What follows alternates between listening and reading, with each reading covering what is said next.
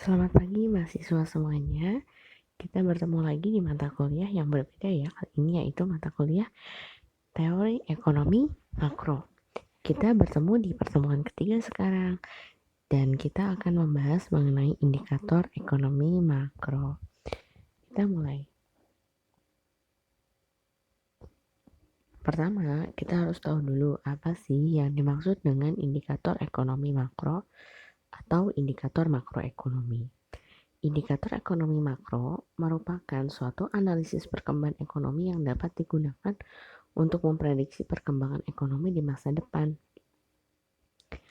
Nah, fungsi dari indikator ekonomi makro ini diantaranya ada dua. Satu, memprediksi perkembangan ekonomi di masa mendatang. Dan yang kedua, menganalisis perkembangan ekonomi sampai saat kini. Nah, minggu lalu kalian sudah mempelajari kan apa bedanya teori, model, variabel, data sampai ke fakta.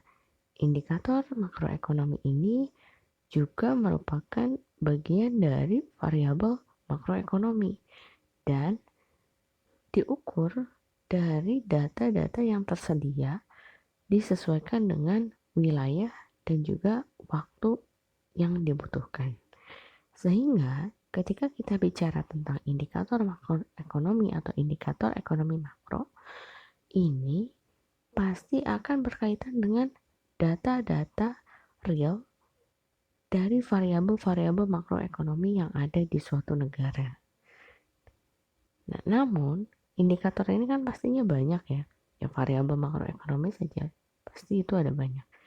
Nah, ada beberapa indikator yang dijadikan analisis utama dalam makroekonomi. Gitu. Apa saja sih sebenarnya yang termasuk ke dalam indikator ekonomi makro ini? Kita lihat. Adapun indikator makroekonomi utama atau indikator ini adalah indikator yang paling sering digunakan dalam menganalisis perekonomian suatu negara. Ada beberapa ya, di sini hanya saya sebutkan sedikit saja. Indikator paling utama itu ada pada PDB atau produk domestik bruto. Ini mencerminkan pendapatan nasional di suatu negara. Makanya minggu depan kita sudah masuk ke pembahasan mengenai pendapatan nasional. Itu yang pertama ya. Indikator paling utama ada pada produk domestik bruto. Kemudian indikator yang kedua adalah pertumbuhan ekonomi. Walaupun nanti cara menghitungnya adalah dengan produk domestik bruto juga, tapi pertumbuhan ekonomi itu lebih real dan lebih banyak digunakan untuk menganalisis perkembangan perekonomian suatu negara. Lalu yang ketiga ada investasi.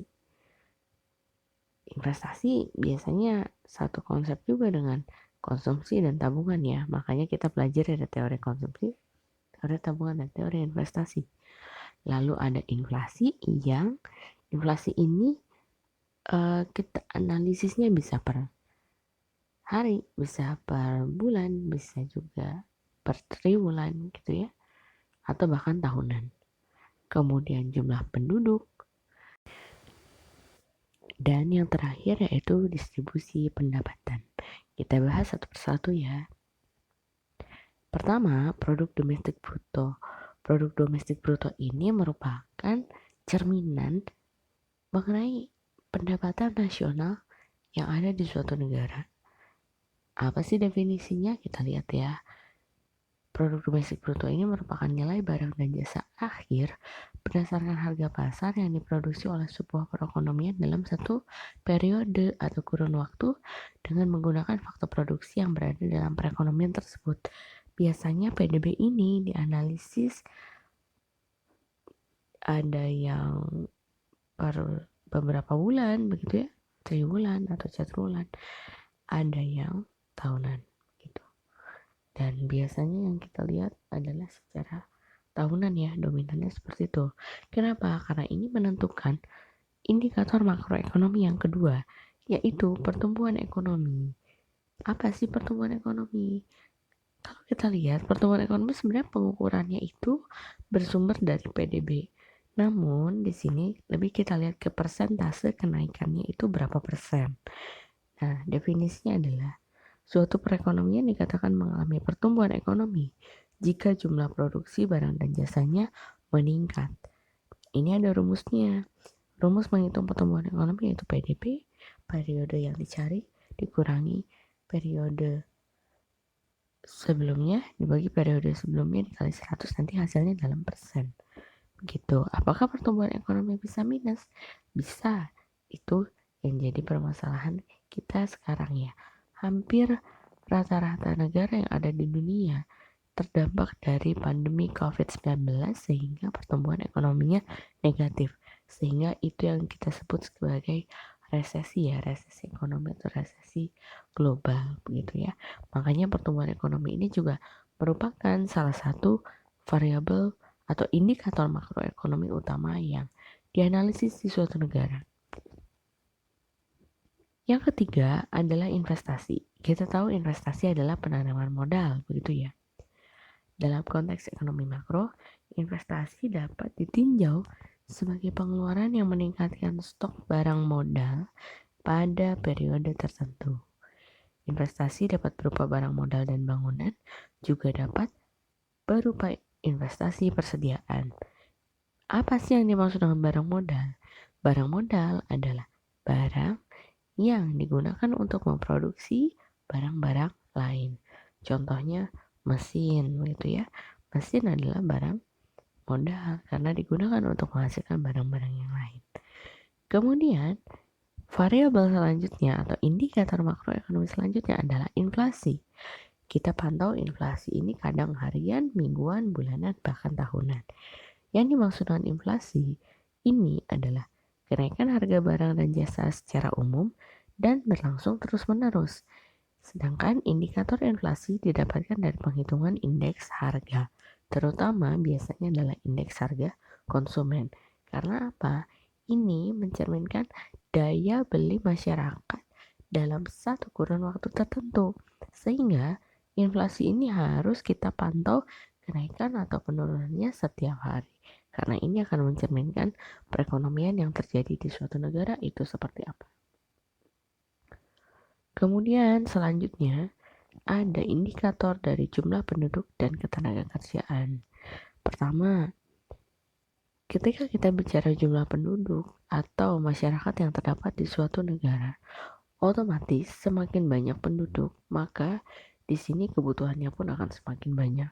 Sehingga ini akan mempengaruhi ke jumlah PDB-nya begitu ya. Balik lagi tadi ke PDB. Dan di sini akan terlihat juga aktivitas ekonominya seperti apa. Ketika kita bahas jumlah penduduk, maka nanti akan berkaitan dengan ketenaga kerja. Ketenaga kerjaan, kita akan bahas tentang angkatan kerja. Apa itu angkatan kerja?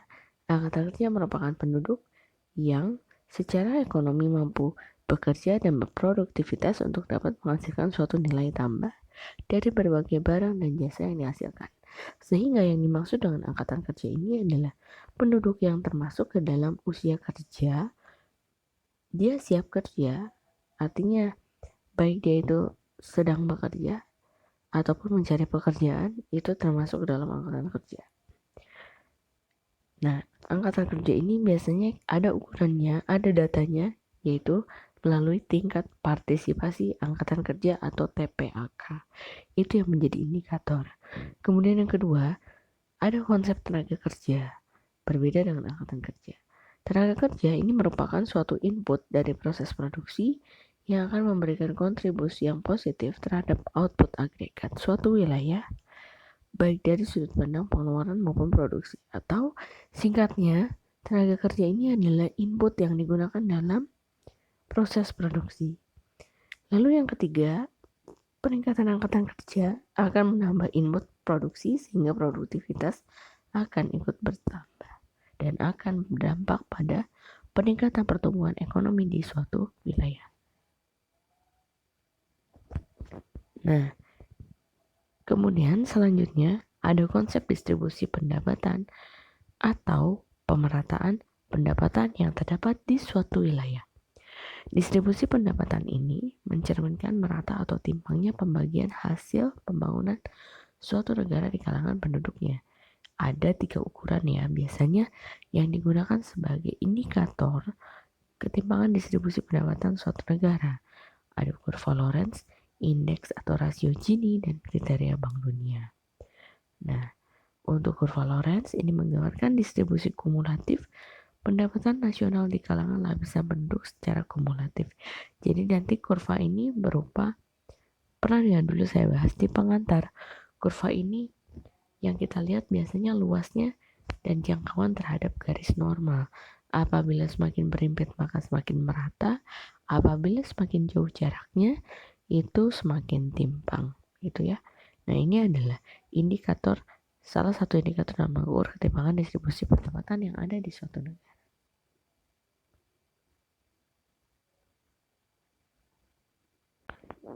Tadi kita lihat, kita mempelajari berbagai indikator-indikator yang sering kali digunakan dalam ekonomi makro. Kalau kita lihat ke bagian ini, dari bawah kita lihatnya ya. Pertama, masalah pokok, tujuan dan modal dasar dalam ekonomi makro itu sudah kita bahas di minggu yang lalu. Gitu. Hari ini kita masuk ke poin selanjutnya berkaitan dengan indikator-indikator ekonomi mikro. Ada beberapa indikator yang kita pelajari sebagai ukuran keberhasilan perekonomian di suatu negara. Di antaranya tadi ada PDB, pertumbuhan ekonomi, ada inflasi, distribusi pendapatan, investasi, kemudian ada juga jumlah penduduk dan ketenagakerjaan. Sebagian mungkin sudah pernah kita bahas ya, tapi tetap nanti akan ada pembahasan lanjut lagi terkait dengan pendapatan nasional ini. Kemudian nanti dari pendapatan nasional kita bisa juga bermuara pada teori investasi dan juga teori konsumsi. Teori konsumsi nanti berkaitan juga dengan teori inflasi dan pengangguran. Kemudian teori investasi yang akan nanti menentukan tabungan dan tingkat bunga. Kemudian dari masing-masing ini akan muncul pembahasan yang lebih spesifik. Kalau di sini kelihatan ya. Jadi dari teori inflasi dan pengangguran yang sebelah kanan ini nantinya akan masuk ke keseimbangan umum di pasar tenaga kerja yang nanti ujungnya adalah penawaran agregat. Sedangkan yang sebelah kiri dari teori investasi kaitannya dengan tabungan dan tingkat bunga akan muncul keseimbangan umum di pasar uang dan pasar barang yang kaitannya nanti adalah dengan permintaan agregatif. Dan permintaan agregat bertemu dengan penawaran agregat, maka kita akan bicara juga tentang kebijakan umum dalam ekonomi makro, baik secara fiskal maupun moneter. Sehingga itu adalah pembahasan terakhir kita yang nanti kaitannya dengan keseimbangan umum. Ini adalah sedikit gambarannya yang kalian pelajari terkait dengan makroekonomi, kemudian bagaimana alurnya dari satu persatu variabel yang dipelajari. Nah, di pertemuan selanjutnya kita akan mulai masuk mengenai pendapatan nasional. Untuk hari ini saya cukupkan saja.